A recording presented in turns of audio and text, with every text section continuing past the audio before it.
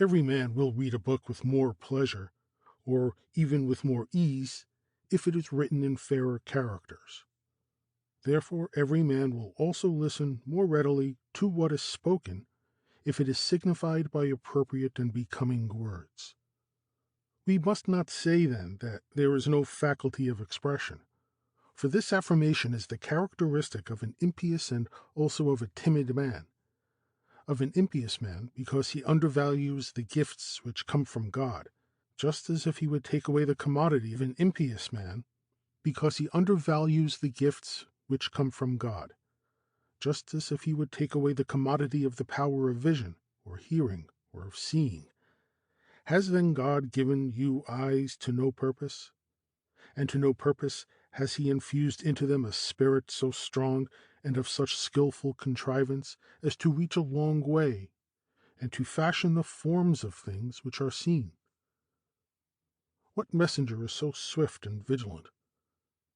And to no purpose has he made the interjacent atmosphere so efficacious and elastic that the vision penetrates through the atmosphere, which is in a manner moved?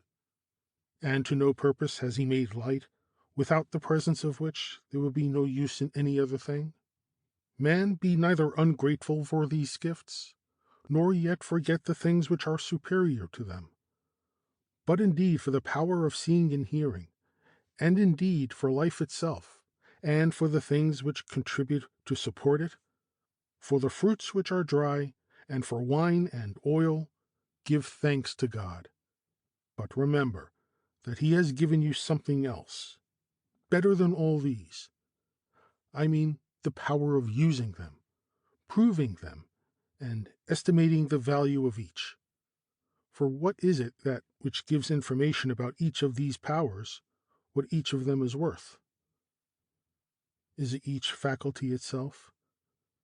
Did you ever hear the faculty of vision saying anything about itself, or the faculty of hearing, or wheat, or barley, or a horse, or a dog?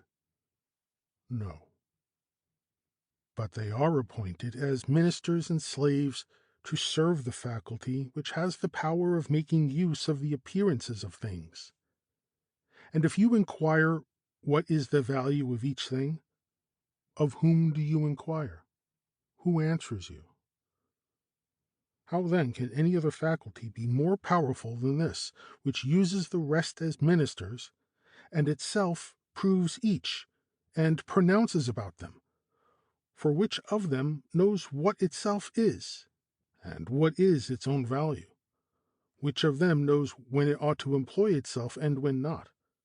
What faculty is it which opens and closes the eyes, and turns them away from objects to which it ought not to apply them, and does apply them to other objects? Is it the faculty of vision? No, but it is the faculty of the will. What is that faculty which closes and opens the ears? What is that by which they are curious and inquisitive, or, on the contrary, unmoved by what is said? Is it the faculty of hearing? It is no other than the faculty of the will. Will, this faculty, then, seeing that it is amidst all the other faculties which are blind and dumb, and unable to see anything else except the very acts for which they are appointed in order to minister to this faculty and serve it, but this faculty alone sees sharp, and sees what is the value of each of the rest. Will this faculty declare to us that anything else is the best, or that itself is? And what else does the eye do when it is opened than see, but whether we ought to look on the wife of a certain person, and in what manner? Who tells us? The faculty of the will. And whether we ought to believe what is said or not to believe it, and if we do believe it, whether we ought to be moved by it or not? Who tells us? Is it not the faculty of the will? But if you ask me, what then is the most excellent of all things? What must I say? I cannot say the power of speaking, but the power of will when it is right, in Greek, orthe. For it is this which uses the other the power of speaking, and all the other faculties both small and great. For when this faculty of the will is set right, a man who is not good becomes good, but when it fails, a man becomes bad. It is through this that we are unfortunate, that we are fortunate, that we blame one another, are pleased with one another. In a word, it is this which, if we neglect it, makes unhappiness, and if we carefully look after it, makes happiness. What then is usually done? Men generally act as a traveler would do on his way to his own country when he enters a good inn, and being pleased with it, should remain there. Man, you have forgotten your purpose. You were not traveling to this inn, but you were passing through it. But this is a pleasant inn. And how many other inns are pleasant? And how many meadows are pleasant? Yet only for passing through. But your purpose is this, to return to your country, to relieve your kinsmen of anxiety, to discharge the duties of a citizen, to marry, to beget children, to fill the usual magistracies.